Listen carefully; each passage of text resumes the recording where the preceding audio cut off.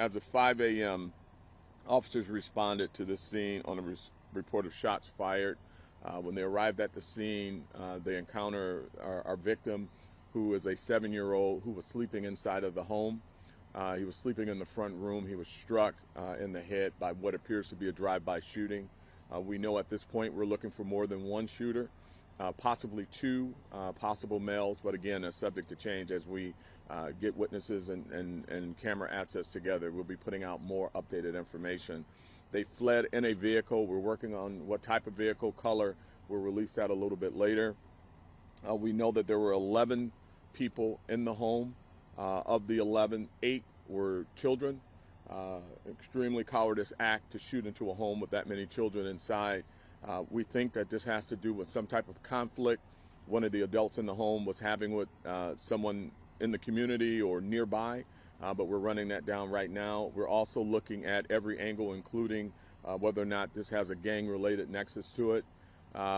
Again, the child is in a local hospital, is stable, but we know that he was shot in the head. I was just informed that the bullet is still lodged in his head. He may be looking at surgery. I'll get an update on that a little bit later. That's what we have right now. We have approximately 6 shots confirmed that hit the home, and that's where we're at. Any questions? You know who in the home was targeted, or who was in conflict possibly? We're running all that down. Obviously, not the child. I mean, we know that adults using guns to resolve conflict and putting children in danger is something that we've seen way too many times. And so we're going to be vigilant as we continue to look for the person who's responsible for it. Do you know which direction the vehicle fled? We'll give you all that later. We're pulling all that together now. The investigators are working very hard, as you can see. They're briefing out as we were briefing out in our area, pulling everything they can. We're confident that we're going to get some camera assets. We're also confident that we're going to get these people off the street. It's just going to take some time for us to pull it all together. Officers do what they do very well. What time did this happen? Like when did the call? Approximately 5 a.m. 5 a.m. Yeah. And the child was sleeping? Yeah, he was sleeping in the front room. And like I said, I mean, there's a lot of adults in the home, or a lot of people in the home, 8 kids and a total of 11 folks. So Chief, did the call come from within the home? I don't know that. I don't know. I'll have to check that. I think it was a shot spotter, but I haven't confirmed that yet. You said 6 shots hit the home. Do you know how many were fired in total? I think we have 6 confirmed on shot spotter, but again, it's early. I don't want to give you bad information, but I can say at least 6 were, sorry about that, 6 were fired, and 6 are confirmed. Chief, what's your message on adults getting into some kind of an argument and start firing shots randomly in a neighborhood? I mean, it's the same message. I mean, these kids have absolutely nothing to do with adult conflict. Kid sleeping, and he's shot in his home where he should be safe. I don't know how that's tough. I don't know how that makes sense to anybody who calls themselves an adult. So we're going to do what we do well. We're going to spend every moment we have trying to track these folks down and pray that this child makes it. But in this case, you do believe it was targeted? We're confident at this point that it has to do with the adult that was at the home, but we've got to run all that down to confirm it. Is that the youngest child that was in the home? Do you know? Do you know the range of I don't know. I don't know that yet.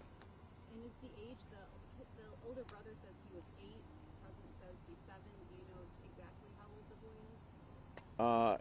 It is confirmed that he is 7 years old. Also, we were listening to Scanner and we wanted to get some clarification.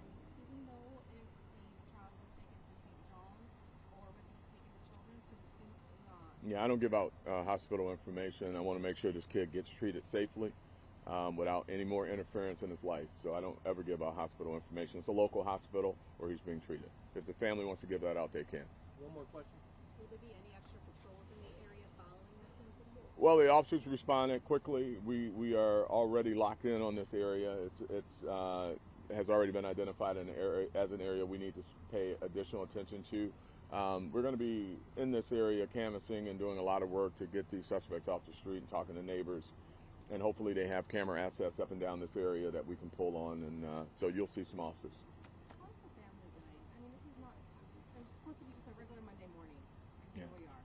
Yeah, I mean, we've been here way too many times, particularly with our children. I mean, the family, as you can imagine, I'm sure mom is extraordinarily hurt and disappointed and saddened and rattled to her core. But I mean, this is where we're at, and we all as a community need to pull together and stop this senseless violence. I mean, regardless of the conflict, to shoot inside of a home where there are likely children.